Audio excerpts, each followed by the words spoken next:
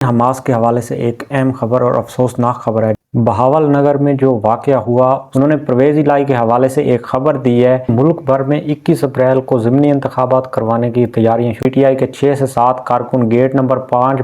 پنجاب میں عید کے روز کتنے حادثات ہوئے اور ایک شخص نے اپنی بیوی اور 7 بچوں کو قتل کر دیا ہے۔ ایشیائی ترقیاتی بینک نے پاکستان کے حوالے سے ایک رپورٹ شائع کی ہے۔ ہدف 9415 ارب روپے مقرر ہے۔ اسرائیلی فوج ایران پر براہ راست حملہ کرے گی۔ اسلام آباد ہائی کورٹ کے 6 ججز کے خطوط۔ السلام علیکم ناظرین، میں سجاد نظر ہوں۔ ناظرین، حماس کے حوالے سے ایک اہم خبر اور افسوسناک خبر ہے جو آپ کے ساتھ شیئر کرتا ہوں۔ حماس کے جو سربراہ ہیں اسماعیل ہانیہ، اس کے 3 بیٹے شہید ہو چکے ہیں، وہ بھی ایک بم دھماکے میں۔ اور دوسری بات یہ ہے کہ وہ عید کا دن جب ہر طرف خوشیاں ہوتی ہیں، اور ویسے بھی فلسطین میں خوشیاں تو نہیں ہیں، لیکن جو ایگزیکٹ خبر ہے میں آپ کو پڑھ کے سنا دیتا ہوں۔ اسماعیل ہانیہ نے الجزیرہ کے ساتھ انٹرویو میں اپنے بیٹوں کی موت کی تصدیق کرتے ہوئے کہا کہ اسرائیل انتقام اور قتل کے جذبے کے تحت کارروائیاں کر رہا ہے۔ حماس کا کہنا ہے کہ غزہ کے الشاطی کیمپ میں ایک کار پر بمباری کے نتیجے میں ہانیہ کے 3 بیٹے حزم، عامر اور محمد جان سے گئے۔ حماس کے میڈیا نے بتایا کہ حملے میں ہانیہ کے 2 پوتے پوتیاں بھی جان سے گئے، جبکہ ایک زخمی ہے۔ اسماعیل ہانیہ نے کہا کہ ہمارے مطالبات واضح اور مخصوص ہیں اور ہم ان پر کوئی رعایت نہیں دیں گے۔ اگر دشمن یہ سوچتا ہے کہ مذاکرات کے عروج پر اور تحریک کے جواب بھیجنے سے پہلے میرے بیٹوں کو نشانہ بنانا حماس کو اپنا موقف تبدیل کرنے پر مجبور کرے گا تو وہ کسی غلط فہمی میں ہے۔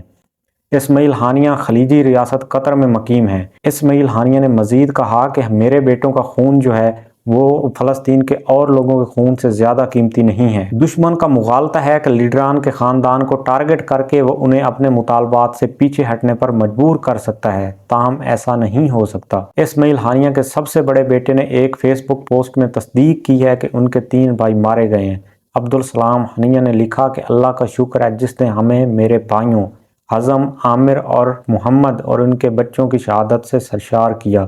اسماعیل ہانیہ کے بڑے بیٹے کے جو بیٹے تھے، مطلب اسماعیل ہانیہ کے پوتے، وہ بھی شہید ہو چکے ہیں اس سے پہلے۔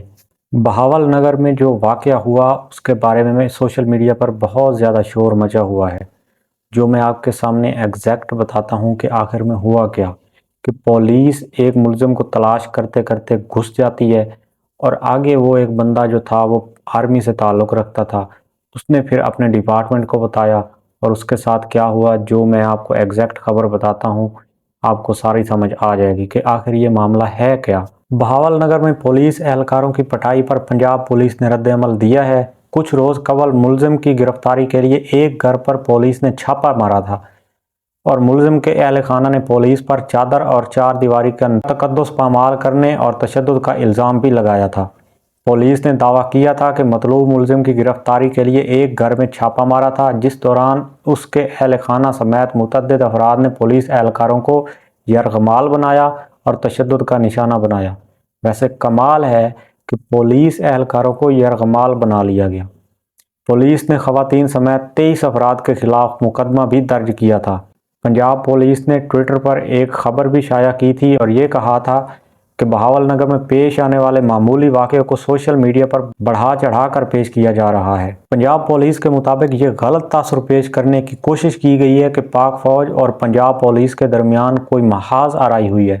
سوشل میڈیا پر غیر مصدق باتیں وائرل ہونے کے بعد دونوں اداروں کی طرف سے فوری جوائنٹ انویسٹیگیشن کی گئی، یعنی کہ پولیس کے لوگ اور فوج کے لوگ ملے، اور اس کے بعد ان لوگوں نے ایک کمیونیکیشن کی۔ اس کے بعد جو مطالبات تھے وہ پورے ہوئے، جو انویسٹیگیشن ہونی تھی کہ آخر کار ہوا کیا ہے، تو اس کے بعد یہ سارا مسئلہ حل ہونے کی طرف چلا گیا، جس میں دونوں اداروں کے افسران نے تمام حقائق کا جائزہ لیا اور معاملے کو خوش اسلوبی سے حل کرایا۔ پنجاب پولیس نے یہ بھی ہدایت کی ہے کہ وہ سوشل میڈیا کے جعلی پروپیگنڈے پر کان نہ دھریں۔ جب بڑے لوگوں سے آپ پنگا لوگے تو آپ کے ساتھ یہی ہوگا۔ چودھری صالح حسین، جن کا تعلق کاف لیگ سے ہے اور چودھری شجاعت حسین کے وہ بیٹے ہیں اور وفاقی وزیر بھی ہیں، انہوں نے پرویز الہی کے حوالے سے ایک خبر دی ہے۔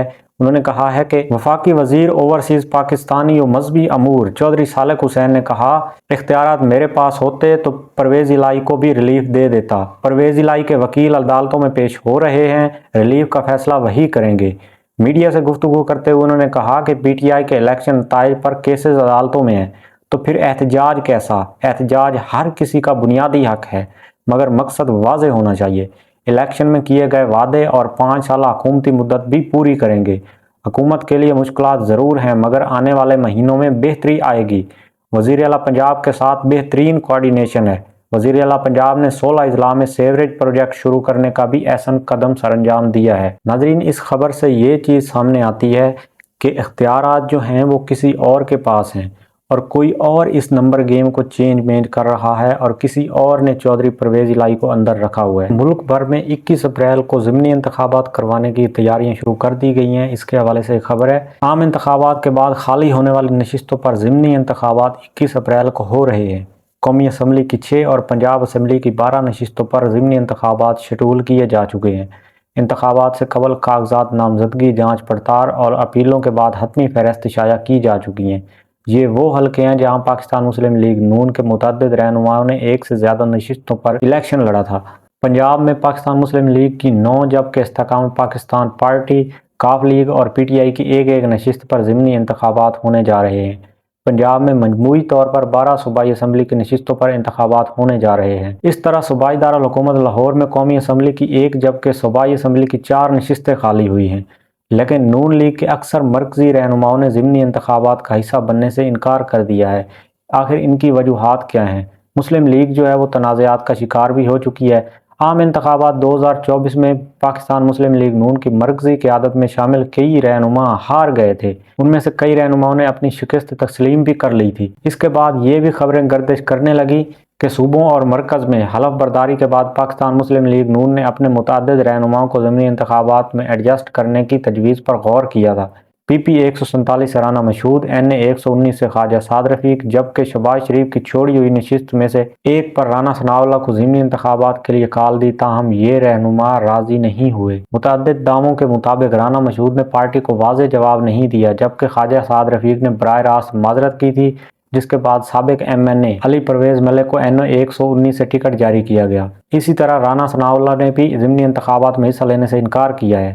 سابق وفاقی وزیر جاوید لطیف کی طرف سے بھی ضمنی انتخابات میں عدم دلچسپی دیکھنے کو ملی ہے۔ پاکستان مسلم لیگ نون کے اندر یہ باتیں بھی گردش کر رہی ہیں کہ پارٹی کے اکثر رہنما مرکز میں حکومت لینے کے حق میں نہیں تھے اور عام انتخابات میں آزاد امیدواروں کی کامیابی کو تسلیم کرتے رہے، جس کی وجہ سے بیشتر لیگی رہنما الیکشن لڑنے سے گریزاں رہے۔ بتایا جا رہا ہے کہ خواجہ سعد رفیق، رانا ثناء اللہ، رانا مشہود، جاوید لطیف پارٹی اور مرکز میں حکومت کے ساتھ چند نکات پر متفق نہیں ہیں، جس کی وجہ سے اس بار ضمنی انتخابات لڑنے کے خواہش مند بھی نہیں دکھائی دے رہے۔ اسی طرح رانا ثناء اللہ کا سینیٹر بنانے کی پیشکش ہوئی، لیکن وہ نہیں مانے۔ اس سے یہ تاثر گیا کہ مسلم لیگ نون میں آج بھی کئی ایسے حلقے ہیں جو پہلے سے ہی الیکشن لڑنے کے حق میں نہیں تھے، جن میں ایک خود نواز شریف بھی شامل ہے۔ نواز شریف کی وطن واپسی وزارت عظمیٰ کی شرط پر طے ہوئی تھی، لیکن اس وقت انہیں معلوم ہوا کہ حالات اس کے موافق نہیں ہیں۔ انہیں معلوم ہو گیا کہ جس طرح مہنگائی بڑھ رہی ہے اور پی ٹی آئی کو کرش کیا جا رہا ہے تو لوگوں کا شدید رد عمل دیکھنے کو ملے گا۔ عید کے روز عمران خان اور بشرا بی بی کو جو ملاقات ہوئی ہے، اس وقت پی ٹی آئی کے لوگ جو احتجاج کر رہے تھے، ان میں سے کچھ لوگوں کو پکڑا گیا۔ ان کے حوالے سے ایک خبر آ رہی ہے، اڈیالہ جیل کے مرکزی دروازے پر عید کے روز احتجاج کرنے والے پاکستان تحریک انصاف کے 5 کارکن جن کو حراست میں لیا گیا تھا، ان کو اب رہا کر دیا گیا ہے۔ پولیس کے مطابق پی ٹی آئی کے 6 سے 7 کارکن گیٹ نمبر 5 پر جیل کی ویڈیوز بنا رہے تھے۔ ویڈیو بنانے والے کارکنوں کو حراست میں لے کر اڈیالہ جیل چوکی منتقل کیا تھا، تاہم انہیں رہا کر دیا گیا ہے۔ پولیس کا کہنا ہے کہ غیر متعلقہ افراد کا جیل کی ویڈیو بنانا منع ہے اور اڈیالہ جیل کے اطراف سیکیورٹی ہائی الرٹ ہے۔ خیال رہے کہ عمران خان اڈیالہ جیل میں قید ہیں اور انہوں نے عید بھی قید میں ہی گزاری۔ پنجاب میں عید کے روز کتنے حادثات ہوئے اور کتنے لوگ اپنی جانوں سے ہاتھ دھو بیٹھے، اس کے حوالے سے ایک خبر ہے۔ جنگ کے مطابق عید کے روز پنجاب میں 2288 ٹریفک حادثات میں 14 افراد جان سے گئے۔ ریسکیو 1122 کے ترجمان کے مطابق 1302 زخمیوں کو فرسٹ ایڈ کے بعد فوری اسپتالوں میں منتقل کیا گیا۔ 420 ٹریفک حادثات لاہور، 139 فیصل آباد اور 131 ملتان میں ہوئے۔ 2288 حادثات میں سے 2330 موٹر سائیکلوں، 82 رکشوں اور 251 کاروں کے حادثات رپورٹ ہوئے۔ مظفر گڑھ کی تحصیل علی پور میں ایک شخص نے اپنی بیوی اور 7 بچوں کو قتل کر دیا ہے۔ اس کے حوالے سے کچھ تفصیلات آپ کے سامنے رکھتا ہوں۔ مظفر گڑھ میں درندہ صفت شخص نے بیوی اور 7 بچوں کو تیز دھار آلے سے موت کے گھاٹ اتار دیا۔ پولیس نے ملزم کو گرفتار کر لیا، मुजफ्फरगढ़ की तहसील अलीपुर के इलाके मडवाला में एक शख्स ने तेज धार आले की मदद से अपनी बीवी और 7 मासूम बच्चों को कत्ल कर दिया। पुलिस का बताना है कि मकतूल बच्चों की उम्र 6 माह से 8 साल के दरमियान है। मुलजम को भी गिरफ्तार कर लिया गया है, जबकि कत्ल की वजूहात जानने के लिए मजीद तफ्तीश जारी है। नाज़रीन, इसके हवाले से जो भी तफसीलात होंगे वो अगले व्लॉग में आपके साथ ज़रूर शेयर करूँगा। एशियाई तरक्याती बैंक ने पाकिस्तान के हवाले से एक रिपोर्ट शाया की है, जिसमें कहा गया है कि एशियाई तरक्याती बैंक की जानिब से तैयार करदा रिपोर्ट में कहा गया है कि बैरूनी अदायगियों के लिए पाकिस्तान का आलमी मालियाती इदारों और दोस्त ममालिक पर इन्हसार है। पाकिस्तान ख़वातीन की मालियाती शमूलियत के लिए इक़दामात करने की ज़रूरत है। रवां माली साल पाकिस्तान में ज़रई पैदावार और सनती शोबे में बेहतरी आने की उम्मीद है। तामीराती शोबा में लागत बढ़ने और टैक्स में इजाफे से तरक्की मुतासर भी हुई है। पाकिस्तान की आइंदा माली साल में शरह नमू 2.8% रहने का तखमीना लगाया गया है। पाकिस्तान में रवां माली साल महंगाई 25% की बुलंद तरीन सतह पर रहने का इम्कान है, लेकिन आइंदा माली साल महंगाई में कमी आने की उम्मीद शरह 15% है। आइंदा ग़िज़ाई अशिया की कीमतों में इस्तेहकाम आ जाएगा। रिपोर्ट के मुताबिक IMF प्रोग्राम के तहत तवानाई शोबों की कीमतों में इजाफे से महंगाई ज़्यादा रहेगी। एशियाई ममालिक में मकामी तलब व तरक्की, बरामद और सियाहत बढ़ने से खित्ते की शरह नमू 4.9% रहने का तखमीना भी लगाया गया है। रिपोर्ट में कहा गया है कि चीन की शरह नमू 4.8%, जबकि भारत की शरह नमू 7% रहने का इम्कान है। पाकिस्तानी मईशत सियासी गैर यकीनी और सिलाब के बायस सुकड़ गई। पाकिस्तान में गुज़श्ता साल गुज़श्ता 5 दहाइयों से ज़्यादा महंगाई रिकॉर्ड की गई है। अगर इस्लाहात पर अमल दरामद शुरू किया गया तो मुआशी बहाली का अमल इस साल से ही शुरू हो जाएगा। हुकूमत ने FPR को टैक्स का हदफ बढ़ाने का टास्क दे दिया है, जिसके बारे में ये कहा गया है कि पाकिस्तान में टैक्स इकट्ठा करने वाले वफाकी इदारे फेडरल बोर्ड ऑफ रेवेन्यू यानी FPR का रवां माली साल 2023-24 के लिए टैक्स जमा करवाने का हदफ 9415 अरब रुपए मुकर्रर है। FBR ने रवां माली साल 9 महीने के दौरान 6710 अरब रुपए का टैक्स जमा किया, जो कि इस दौरानिये के लिए मुकर्रर करदा हदफ से ज़्यादा है। FBR के महसूलात में 9 माह के दौरान 30% इजाफा सामने आया है। इस अरसे में टैक्स वसूली का हदफ 6707 अरब रुपए था। FBR ने इस तरह मुकर्रर हदफ से 7 अरब रुपए ज़्यादा इकट्ठे किए हैं। FBR एदाद शुमार के मुताबिक रवां माली साल के पहले 9 माह में 369 अरब रुपए के रिफंड्स जारी किए गए। गुज़श्ता साल इसी अरसे में 254 अरब रुपए के रिफंड्स जारी किए गए थे। FBR एलामिया के मुताबिक सिर्फ मार्च के महीने में 879 अरब रुपए के महसूलात इकट्ठे किए गए। FBR के मुताबिक मार्च के महीने में 67 अरब रुपए के रिफंड्स जारी किए गए, जबकि गुज़श्ता साल मार्च में 22 अरब रुपए के रिफंड्स जारी किए गए। तो नाज़रीन, आप अंदाज़ा लगा सकते हैं कि पाकिस्तान के अंदर महंगाई किस हद तक बढ़ जाएगी कि मज़ीद ये लोगों पर टैक्स लगा रहे हैं, और ज़्यादातर लोग ऐसे हैं जो पाकिस्तान के गरीब लोग हैं, जो अपना खाना तक नहीं खा सकते, उनके ऊपर ये लोग दोबारा टैक्स लगा रहे हैं।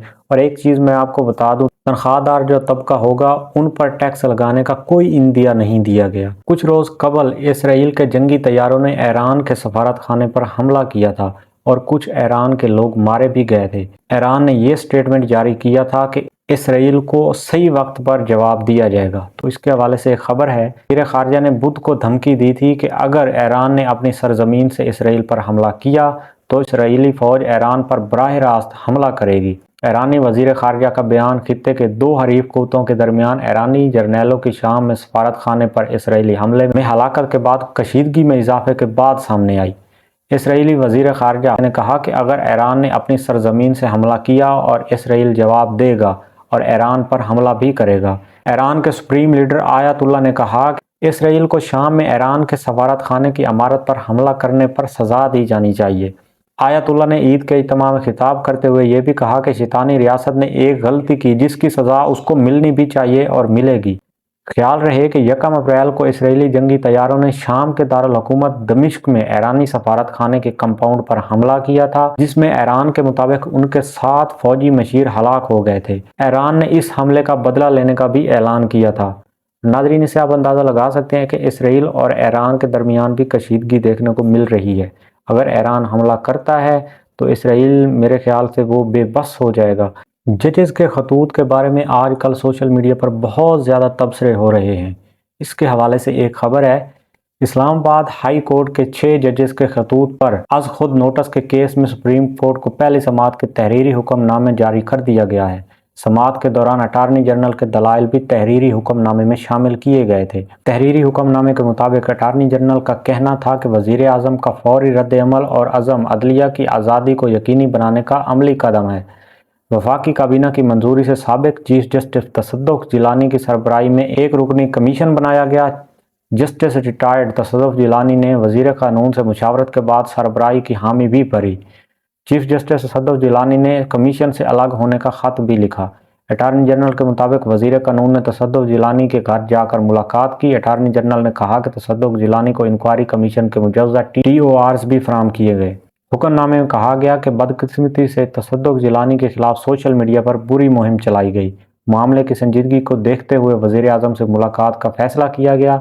اٹارنی جنرل نے دلائل دیتے ہوئے کہا کہ چیف جسٹس جب جج تھے ان کو بھی قتل کی دھمکیاں دی گئی۔ ان کی اہلیہ سرینا عیسیٰ نے پولیس اسٹیشن میں رپورٹ جمع کروائی۔ دھمکیاں دینے والے افراد کے خلاف پیکا ایکٹ کے تحت مقدمہ درج کیے گئے۔ دھمکیاں دینے والے شخص کے خلاف توہین عدالت کی فرد جرم بھی لگائی گئی۔ سپریم کورٹ نے اس کے بعد کارروائی نہیں کی۔ تو ناظرین، اگر آپ اس طرح کی مزید خبروں سے اپڈیٹ رہنا چاہتے ہیں تو چینل کو ابھی سبسکرائب کریں اور اس ویڈیو کو لائک کرنا نہ بھولیے گا۔ ملتے ہیں اگلی ویڈیو میں، تب تک کے لیے اللہ حافظ۔